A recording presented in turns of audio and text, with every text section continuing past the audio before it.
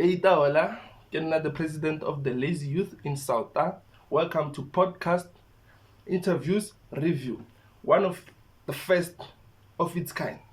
You understand? So bear with me because this English thing is very slippery, to be honest. So when you speak it, you must have it with a firm grip. You understand? So it's not easy because some of us we went to schools where you are taught English in vernac. So it's not easy, but we will try.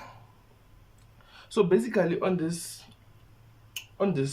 podcast setting, on this platform, I share my perspective, my own opinion on interviews that are conducted by other podcasts, with influential and relevant, important figures in the public, not just anyone. You understand? Even though I'm just anyone, myself, I'm nobody. But it doesn't matter, I'll become somebody one day. So, this interview that I'm gonna review now is very, very important to me personally because 2024 is a very important year because it's an election year. And then we must make sure that as young people of this country who are very knowledgeable and literate when it comes to politics, I know most of us, we don't want to get involved. We don't want to get involved. When you talk about politics, yay! And fairly so, it's understandable, but politics, affect and impact every aspect of our lives. So you cannot run away from politics because just when you wake up, the first thing you're gonna do is affected by politics. So it's very important for us to be politically literate and also understand what the power and the the importance of our votes. Like sitting at home and not voting, that is not the solution, to be honest. We're not fixing any problem by doing that. We're actually part of the problem. If we are not voting, we are part of the problem, myself included. So this interview was very critical for me because it was with someone who has big, ambitions of becoming the president of this country. So for me, I wanted to hear, I had high expectations. I wanted to hear, and understand what type of a leader is he, what is his stance, what, what does he stand for, that person. And also, I wanted to understand the organization that he represents. Okay, this organization, le bone, ba emetse eng? You know what I'm saying? And what is their plan? Most importantly, what is their plan? Because to connect with us, people from the poor communities, from the rural areas, you have to understand or you have to speak our language. You understand? So that we can connect with you. So the person I'm speaking about is Julius CIC Malema. You know what I'm saying? The commander-in-chief of the EFF, Economic Freedom Fighters. This interview he conducted with a podcast and chill with macg. So I have several points here that I've noted down. They focused on the interviewee, who is Mr. Julius Malema, not more on the interviewer, who is macg, because the content is from Julius. We want to hear what Julius has to say because he wants our votes. So our votes cannot come free, they must come at a cost, and they are not cheap. Yeah, ne? So he started the interview, clarifying that issue of the overseas trip at the wedding of a son of Mazoti. You know, that one was not that important to me. Everyone deserves to take a vacation. Doesn't matter you're a president or a chief, you're a queen. You can take a vacation with your own money. It's your money. You can do whatever you want with it. You understand? So, but then what I didn't like Ilotari bulleting in terms of for Yena is not the president of this country. So, things are falling apart. Yena, yes, there's nothing he can do. Haditseni basically because we elected our own government and then now we have to deal with the consequences of our own fate. And I'm like, okay, but then we also elected you to represent us in government. So as the opposition party, it can't be that your only sole purpose is to oppose the ruling party. There must be something also that you do for the people on the ground. Like as they were celebrating, I think 9 years after the establishment of EFF, you have to look, okay, out of all these 9 years, what has EFF done for the people on the ground? To be honest, doesn't look very impressive. There's little to none that they have done for the people. You know what I'm saying? We don't argue the contribution of opposing the government of the day. It's easy to oppose the government of the day. Like you can find faults in every system, in everyone. But also you must also contribute to the people of the country as a political party. So I think this is where these political parties loses. These opposition parties, they lose us there because they're not doing anything, but also they're saying that the ruling party is doing everything wrong, but also they are doing nothing. So what gives us the hope that if they get into power, they'll do something different or something bad when they are doing nothing even now? Because they are doing nothing, they're just opposing, which is the easier way out, just opposing. So yes, that came out. It was not nice to hear. Or hey, you didn't vote for me, you vote for the NC. So now deal with it. It was not nice, and it had also on growing up in Seshego. Like most of us black people, you grow up in a very poor background. Overcrowded household. You are many. You come back from school, the parent is finished, those kind of issues. I mean, most of us, we have dealt with those issues. Nothing new there. But with his upbringing also, he spoke about, his participation in. For me, he was sounding like his participation in the struggle, and I'm like confused.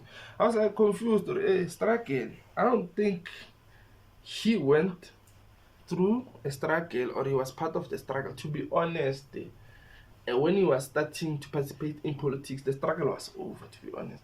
Let's just be honest. Early 90s, the struggle was over in terms of someone who's starting up as a young person in politics. For the elders or older generation in politics, yes, the struggle was still there because there were still those negotiations. But as a young person, at this age, that time, he must not paint a picture, to look like he's been part of a struggle. No, he's like us, the young people of today. We don't know a struggle. We don't know the struggle. We're very fortunate. He's very fortunate himself. He doesn't know the struggle. So starting young in politics, I agree with that. I believe that he started young in politics. or Tumilelo Munyani, more politics, I believe. But I don't believe he when he was touching, you know, there was a struggle. That one, I don't buy it. I don't buy it. Serious, I don't buy it. So the interview went on and on. Then he came about a point of, you know, the middle class in South Africa, they don't know what they want. This one is a very important point because I agree with him. You know, in fact, I agree with him because the middle class in this country, you know, they are part of the problem. You know, these are the people who think, you know, they have made it in life. They are better than poor South Africans. You know, these are the people who try to live like white people, which also doesn't make sense on its own. You know, these are the people who feel inferior to their own skin. This, and you know, and they are not the majority, to be honest. The majority in this the country is the poor black people. Those are the majority of the country. So this middle class, hey, these ones are those ones. The coconut, get the coconut. You know, those ones who have one house that they will pay their whole life. You know, they work for the bond. They work in an office for a white person. These people, you know, these ones, they talk too much on social media. They know it all, and you can't tell them anything. They know it all. You understand? You know, these people, they don't even understand a wealth in terms of wealth creation, in terms of the importance of having the black economy. No, they are pro-white. Everything they do is white. They eat white, they wear white, they drink white.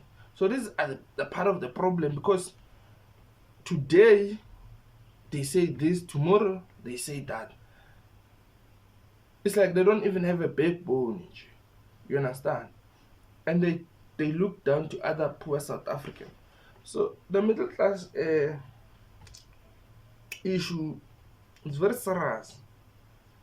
It's very serious. It's very serious. He went on to talk about the collapse of the state-owned enterprises, e.g., Transnet. You know how, you know, and for me, it was like how he explained it. It was very key also, because he explained it in a way that, you know, they collapsed Transnet. You know, so he actually gave parallel impact and effect of like corruption and the failure of the government, because as he was speaking, they collapsed Transnet, and then after collapsing Transnet, that resulted to hoarding. There were no longer trains collecting, you know, minerals from the mines and the coal, you know, from the mines, then which resulted to having more trucks on the roads. Now, more trucks on the roads means more death, fatalities on the roads, because these trucks are too huge and they're killing people. So you understand, like, people when they doing corruption, they don't understand the ripple effect of corruption on the whole country. You understand? When you see the stats of car accidents on the roads, a chunk of the stats is because there are many trucks on the roads, which was very, very valid, and which I learned a lot from him from that point already. Okay, so these things have a ripple effect on the whole country, and they are done by a few and selective people who benefit from those things. You know, okay, so he then tackled. I think this is his most favorite favorite topics. Talking about white people. He likes to talk about white, rich, filthy, rich people who own this country. The Stellenbosch Mafia, the Oppenheimers, the Ruperts. I mean, the Oppenheimers, you know, they once set in government. I didn't know that they once set in government, and then there are people who designed the political landscape of this country, the Oppenheimers, and these are the people who are in charge of the minerals in this country. They are basically the monopoly of minerals. They control all the diamond. They control all the minerals in this country, the Oppenheimers. So he spoke about their battle, when they were challenged by the Guptas with the airport story, the airport saga, where Gigaba was told by Zuma to say, "Hey, Marina, this airport that you have signed off to the Oppenheimers. Actually, I want this for the Guptas." So you must reverse that decision. And that's where the Oppenheimers said, "Hey, Guptas, we see already you are very in the country trying to do some things, but we didn't know already it will get this far. You will come and now, you know, disturb our territory. Now we are taking you out." So that's where it resulted to the Guptas being kicked out of this country by the rich white monopoly, such as the Oppenheimers, because Guptas were starting the cons. Yeah. But what I don't understand, is these politicians like our Julius, they try and sound like, but now they don't have funding from business. I mean, to be honest, we're not stupid. We're not stupid. We understand that every political party in this country, they get funding from business. It's clear. Understand? That's why there are also regulations for political parties to reveal, to reveal those finances, or who are they funded by. Even though these funders, they want to hide, they don't want to be transparent, or yeah, I'm funding the DA, I am a Rupert, or I am Oppenheimer, I'm funding the ANC. I'm the person who made it possible for Ramaphosa to become president, when I was giving him money to distribute brown envelopes at the conference. So he says, from the formation of the EFF till now, there's not been even a single funding from business, which is bullshit. He is lying. He's lying. That's bullshit. He's lying. There's no such thing. So the EFF, this, those people are living nice. You can't tell me they're living nice from the money only from the government, just because they are members of the parliament. So from the salaries or payments that they get from parliament, as they are members of the parliament, that's why they are living these lavish lifestyles. No, they're lying. They're funding. To run a political party is very expensive. You cannot do it in jail with nothing. And then he went on to also it's very funny when he was like advising macg, was advising macg, the young person. So yeah, you must stop depoliticizing this platform, or depoliticizing the youth, because macg once said to Rihanna, he doesn't give a fuck about politics. And then Julius was like, "Oh, chief, even this platform on its own is political, because it challenges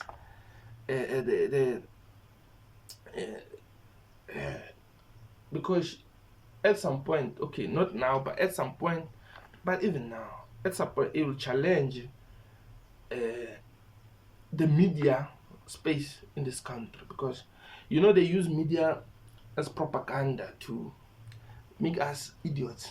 Yeah, it's on purpose. They do it on purpose. Whatever they show us on SABC is on purpose to keep us stupid and stupid and stupid. You know what I'm saying? They're not giving us programs to make us woke. No, they're giving us programs to stay as idiots as we are, and to not even see the light. So the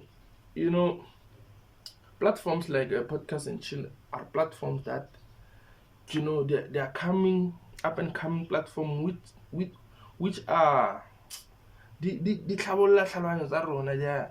They are enlightening us. You know what I'm saying? They are liberating us. To be honest, they are liberating us, because the content there is real, is raw, is honest, is reality.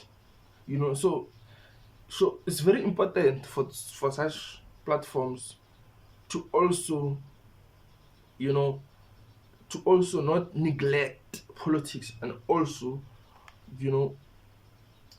make sure that the politicians account in this country, because there's no accountability in this country. No one takes accountability. It's a playing game, pointing each other.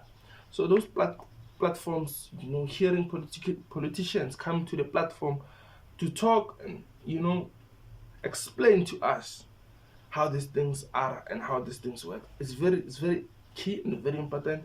And I'm very, very happy and appreciative of the platform with such content, because such content goes a long way. Trust me. A lot of people will vote in 2024 because of such content, including myself. And then for me, he made a blunder. For me, he made a blunder here. In this one, he made a blunder because macg asked him, "What do you think about Nhlanhla Lux?" He said, "Who's Nhlanhla Lux?" Like, you've been speaking about Nhlanhla Lux. Now you don't know Nhlanhla Lux. That's the problem I have with the CIC. Like this, I don't understand. Like, how can you come today and you say, Floyd is the best thing that has ever happened. Floyd is very good on what he's doing. And then tomorrow, come back and say, Floyd is useless. Floyd is just stupid. Floyd has no purpose. Floyd, like, now I understand. I don't understand if, like, I want the president like that. Like, the president must have a backbone, must stand for something and not back down. So that's the problem with him. Is I don't understand. Nor demanding. What is his stance, demand?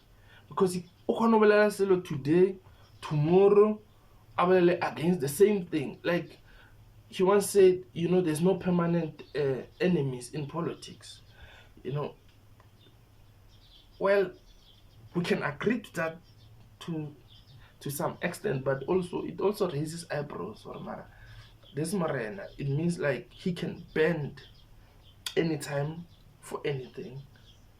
It's like, maybe it's like, okay, does he have asking price? Does he have? Can you buy him? Can you really, like, convince him with money, or ideologically? Can you change his point of view? I'm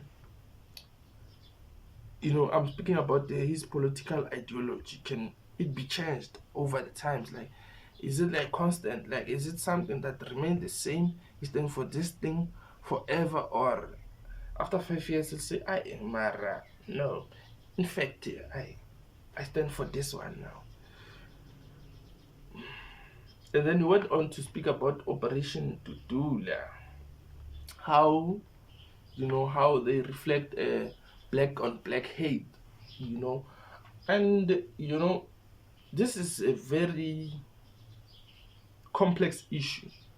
They say it's sensitive. I don't think it's sensitive, because I don't believe South Africans are xenophobic. but I think it's a complex issue because also it has ripple effects in the country. So because a lot of people, you know, and also because you are African before you are South African, but that doesn't mean that you can have one Africa before you have one South Africa. So I think now the focus should be on having one South Africa before we can have one Africa. So the EFF and Julius Malema, they want one Africa now. Like it's impossible. Like it won't happen in our lifetime. One Africa. But if we work on having one South Africa, if we work on having one Zimbabwe, then after achieving those goals, we can now come together to make one Africa. So I think this thing, it's all about like he just wants votes, from the poor people. Because to be honest, let's face it, he doesn't come across illegal immigrants. In his day-to-day life, there's nothing that is impacted or affected, you understand, by illegal immigrants directly. The only time he can be affected is indirectly, but also at an extent, not just Honam Haufinje can be affected. No, I don't believe that. So he doesn't understand the frustration of the poor people who come across these people on the ground on a day-to-day basis. You must understand that when you are poor and they are poor, we are fighting for the same bread, and then they are the people who are next to us.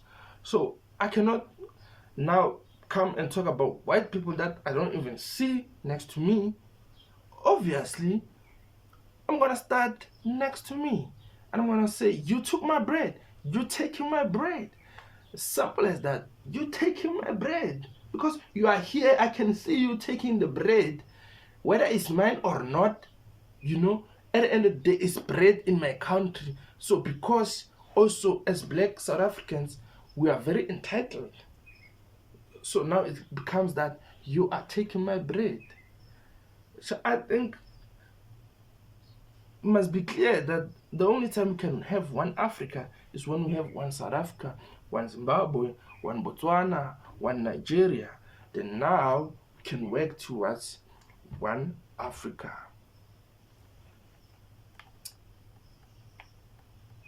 And they ask him, okay, let's say you become president tomorrow. What the first thing you do? This morning he said, it's just predictable. Like he said the most predictable thing that Julius will say. Like I become the president tomorrow. I take back the land. Like this issue of land, like okay, you take back the land. What's our land? Okay. Let's check out this thing of the farming. Okay, agriculture industry, the agricultural space. So agriculture is a generational business. With the generational business comes the generational knowledge and expertise in the field of agriculture. So now if you take all those big farms, where not tomorrow you take them, you give them to Black people who are the first generation farmers, who are the first generation. Do you think they will run that farm? Do you think they will run it better than someone who have generational knowledge, from even fourth generation to fifth generation of generational knowledge in farming, generational infrastructure, generational expertise in agriculture. So if the thing is that if Julius Malema becomes president, we're gonna end up like Zimbabwe, because the farms, the agriculture will end up on the hands of people who are clueless of what they are even doing. It's not easy there. It's not easy. You not just go there and plant and then tomorrow uh, you eat. No, it's not. It's very complex. It may look easy on the outside, but not easy. So he makes me realize, okay, this Morena, if he becomes president, we're gonna end up like Zimbabwe. I think the land issue should be spoken about. It's very should be made a priority, of redistributing the land. But you know, you don't take. You don't take. You must understand, or taking will come with consequences. Which will take decades of years to bounce back from. So we don't want that. So this Marina, on that point, I think you must go back and look on that strategy of saying that taking the land back, the land must belong to the state. To be honest, the states have enough land as we speak. They have a lot of land, the state, and they are not doing anything with this land, but they are not giving it to the people, to the black people of this country. Why are they not giving it to the people? So what makes you think that if the state take back the land, they will give it back to the people? It's like, I don't think that will happen. Then they went on to talk about piano. Piano changed people's lives. Piano make young black people millionaires. I'm gonna sound like a broken record because I'm gonna keep mentioning the ripple effect. Piano made young people millionaires. I agree, and I'm grateful for that. I'm inspired by the young black people who have become millionaires because of piano. But I'm asking myself, at what cost? At what cost? Because this piano comes with the lifestyle of alcohol abuse, womenizing, and more other things, expensive clothing, and which also has an impact also on crime. So you understand that this thing has done a great thing, but also has achieved that great thing at the cost of the future of the youth. And I think as young people we will not realize this now, but 20 years down the line, when you're no longer a youth in this country, you're not longer regarded as a youth, we'll then see, okay, some of the things they costed us. They just costed us. Some of the lifestyle that we engage in will definitely cost us. You know what I'm saying? You only live once. Okay. I agree, you only live once. You have to be happy. You have to be, do everything as young. But you don't have to do things that will compromise your future. So I think the piano space also has had,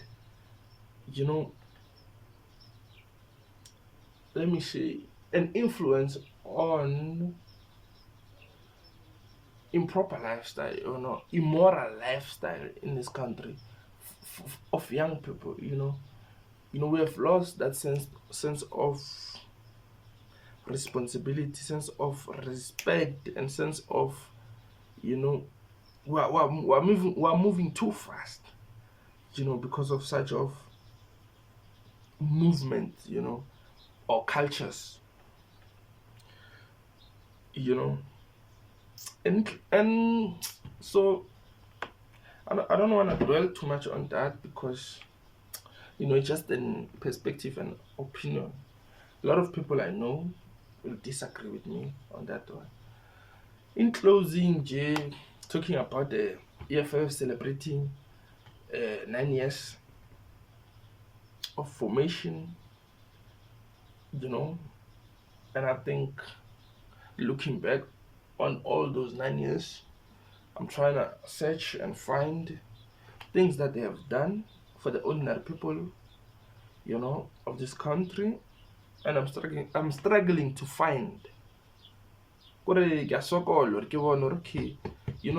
for the past 9 years, EFF, they have created this kind of a program where the young people have been benefiting for the past 9 years, or for the past five years. EFF has created this scheme where the poor people have been benefiting from it. They have created employment. To be honest, I'm struggling to find those things. So in conclusion, for me, the interview, you know, didn't really land, because maybe the interview landed because I got to understand, okay, these people have done nothing, to be honest, except opposing the ANC, which is really needed as the opposition party to oppose the ANC, but also they must show they are doing something for the people. It can't be all they can do is just oppose the ANC. I think this is where all these parties, they lose it. They lose us.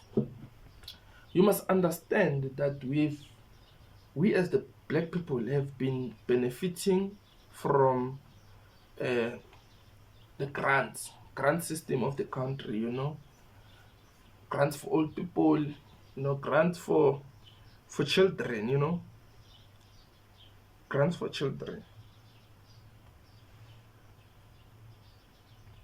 So we have also been benefiting on programs such as NSFAS. So you'll find one household where the granny is getting grants, and then the unemployed daughter is getting child support grants from the government, and she has like 3 kids, 2 kids, and the other child in the family is in university. He's using NSFAS, and these people, they stay in the RDP house, which was provided by the government. So now a conversation should be from those things we are used to, or we have been getting. Now, as other political parties, you must explain, okay, if you vote for us, are we going to continue giving you those same benefits, or we are taking them? Are we going to continue giving those same benefits, or we're going to give you those benefits and add more? So this is the conversation these people should be having with us, people on the ground, the poor people of this country, the black masses, to say, the little we get from the government, if we vote for you, are you taking it, or are you going to give us more? Instead, they focus on NC is corrupt, NC has collapsed the state. Okay, those ones are obvious. By now, we all know those things. But we want to understand, if we vote for you, what are you going to do? So I think they must get on with the program. This thing of NC, everyone knows it. They are corrupt, they have collapsed the state. Everyone knows it. Tell us, what are you going to do if we vote for you? What are the programs? What is your plan? Tell us your plan. If you say we are in economic crisis, we are in a depression, what are your plans to revive the economy of this country as the economic freedom fighters? How are you going to fight for the economy of the country? Don't come say you are taking back the land. You are even collapsing the economy more. So they must get on with the program, so that in 2024, the same people, who suffers from the corruption and mismanagement of funds and infrastructure of the ANC, will still go back and vote for the ANC, because they don't know what other political parties will do if they vote for them, because the parties all they do is speak about the ANC. And the more you speak about them, the more you make them more relevant. So I think that's my closing point. I think it's very long. This video, I think, is very long by now.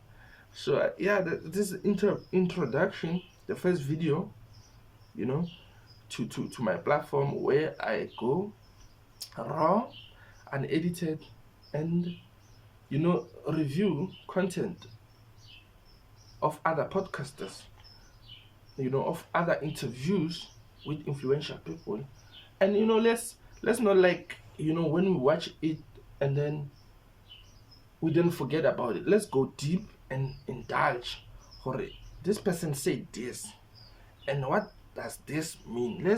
Let's continue, to digest the content. And also, I'll put up a link to the interview, to the main interview of Julius Malema and Podcast and Chill with macg on the description below, so that you can go and watch that interview and hear for yourself and have your own perspective, the same way I have my own perspective with regards to the interview. Thank you for watching. Don't forget to like, share the video, subscribe to the channel, and also hit the notification bell, so that every time when I post a new video, you are the first one to get it. Salute!